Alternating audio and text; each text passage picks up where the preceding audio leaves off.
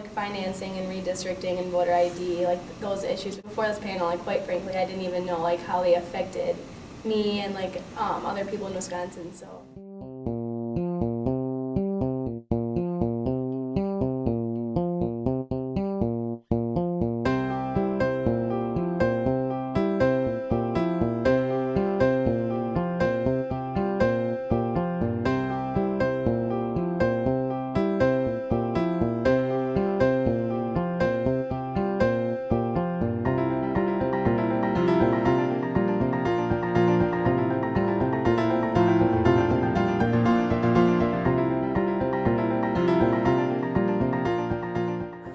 We now have 0 congressional districts in the state of Wisconsin that are truly competitive. It seems to me that we ought to remember, number one, that this is not a partisan issue. I don't care if you're liberal or conservative, Democrat or Republican. It's in your interest to know what's going on and have access to the levers of power. And that people should not be able to freely close the doors in your face. As long as we're going them and us and they win and we win and then they win, you know, we've sort of destroyed civil dialogue. It's people like you who come in and present ideas that I never would have dreamed of, that are sometimes the best and sometimes the ones that could actually go the furthest.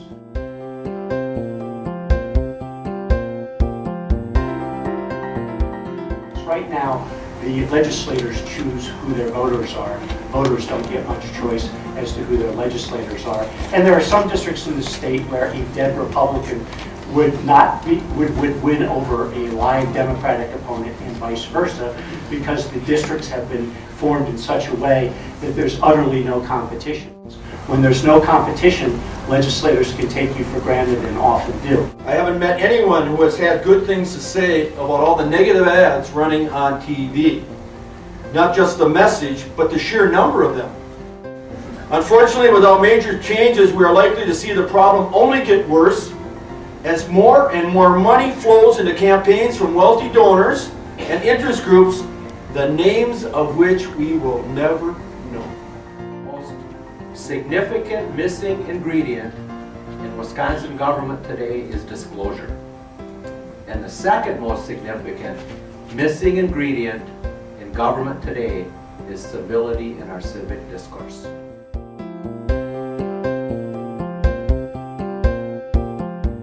With the election and voting, they want nothing, they think it's the pick the better of two evils because everybody's throwing mud around, but it's not the candidates that are doing that.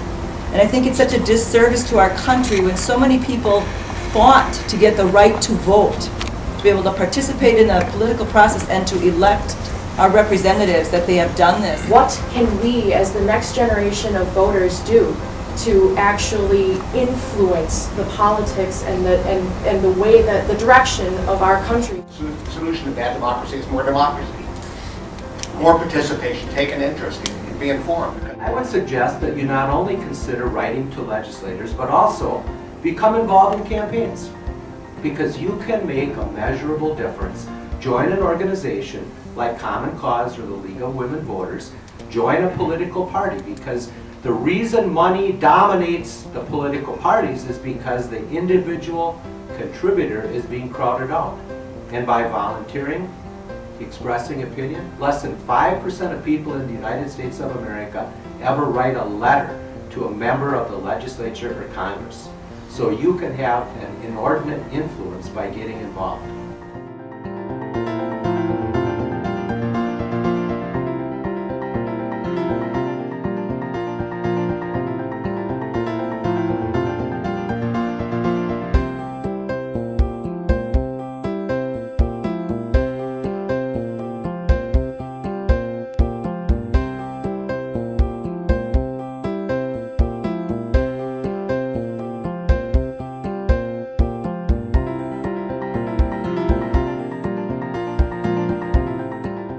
Have nonpartisan Supreme Court elections for a reason.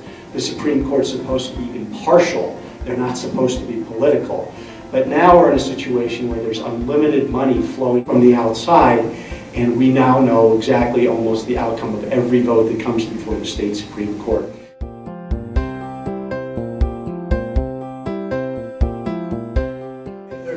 reason in the world why one dime should come from outside a district from which the candidates are running. People, unfortunately these days, in the era that we're in, get a huge amount of their political information from ads, especially TV ads.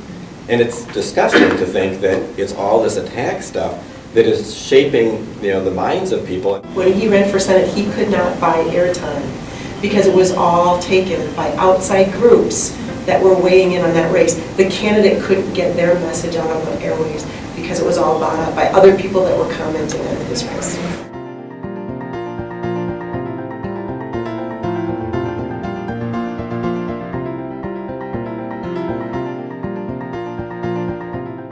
How do you get the citizens of Wisconsin to take more ownership and get more excited about state politics? If there were more competitive districts and it was a 50-50 district, there would be more campaign debate. Sometimes candidates run for election and they don't have any campaign debates at all.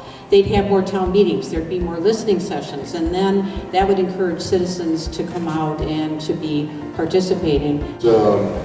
It's very safe for all of the office holders because they basically can't lose.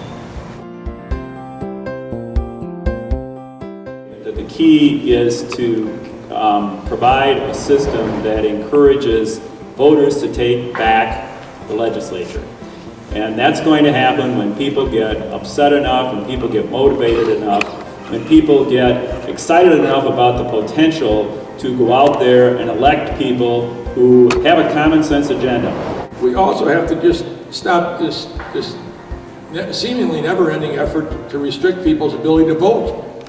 This state is leading the way backwards in terms of people's right to vote. Voter ID bill, I called it a voter suppression bill when it came out. It was a voter suppression bill. Every piece in that bill was intended to suppress the turnout of a particular group of people. Every piece in that bill. It would be one thing if you were required to show up at the polls, and if you didn't have a prescribed form of ID, a driver's license or a state-issued ID or a certain type of student ID, that you should still be allowed to vote. In South Carolina, you can if you simply sign an affidavit swearing that you are who you say you are. We have to again reach a point where politicians fear the people they should fear, which is you, the people who vote, the people who are the citizens of the country. We need to demand more if we want to get more. I'm always amazed that so many people, so many citizens say there's really nothing much we can do. I've worked in legislative and congressional offices on both sides of the aisle. And the thing I found is that when there are 4 or 5 people that start calling, it doesn't take very many, it gets on the radar screen of legislators and it becomes an issue.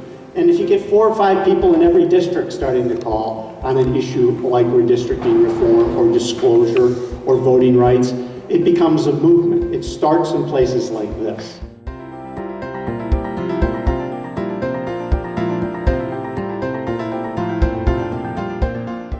Now in a situation where the legislators actually choose their voters, not the other way around as it's supposed to be. And most elections, for all intents and purposes, are decided in the primary. It's one of the reasons some have suggested that we have hyper-partisan politics in Wisconsin today. Redistricting reform is something that does have to happen. And not only does it have to happen, but it has to happen now. Because the closer we get to the next 10 years coming due again, when we take our census again, it'll be harder and harder for reform like that to happen. We have to do it now because we don't know who is going to be in power 10 years from now. So this is the perfect time. There's always a movement to change the electoral college system and say, okay, instead of you wouldn't want the state by one vote to get all of them, how about doing it by congressional district? Wisconsin would be decided already, isn't it? Before any single vote was ever cast. On the photo ID, we think in Wisconsin, the way that law is written, the way it's been structured, that we're very much opposed to it. We feel that it will block access, that it puts undue burden on segments of our population, and will not result in participation in good government. Wisconsin.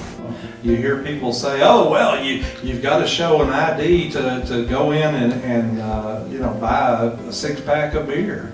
Well, you know, that's not a right guaranteed by the Constitution of the United States. I think it's all about you. I really do. I think it's what you want to do with this subject that you feel is so important that you, on a beautiful day in Wisconsin, I haven't been able to say that in a while, but today was one of those days, you still came to this forum because this is something that you feel strongly about. For reform is to happen in Wisconsin, it happens in places like this and at meetings like this. This is where it starts, and this is where it moves on from city to city all over Wisconsin.